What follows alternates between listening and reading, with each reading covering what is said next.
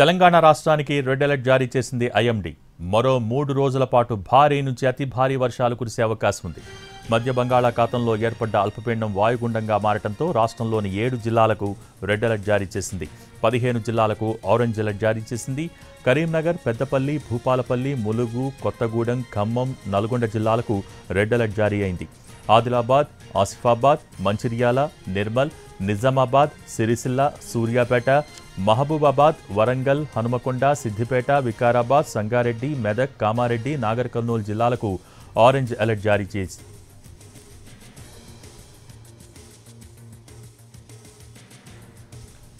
హైదరాబాద్ జిల్లా పరిధిలో సోమవారం స్కూల్స్కు సెలవు ప్రకటించింది తెలంగాణ ప్రభుత్వం. హైదరాబాద్ సహా తెలంగాణలో భారీ నుంచి అతి భారీ వర్షాలు పడే అవకాశం ఉందని వాతావరణ శాఖ ప్రకటించింది. 7 జిల్లాలకు రెడ్ అలర్ట్, 15 జిల్లాలకు ఆరెంజ్ అలర్ట్ జారీ చేసింది. వచ్చే 2 రోజులు అప్రమత్తంగా ఉండాలని హెచ్చరిక జారీ చేసింది. దీంతో ముందు జాగ్రత్త చర్యలపై సమీక్షించింది తెలంగాణ ప్రభుత్వం. సోమవారం కూడా పాఠశాలలకు సెలవు ప్రకటించింది.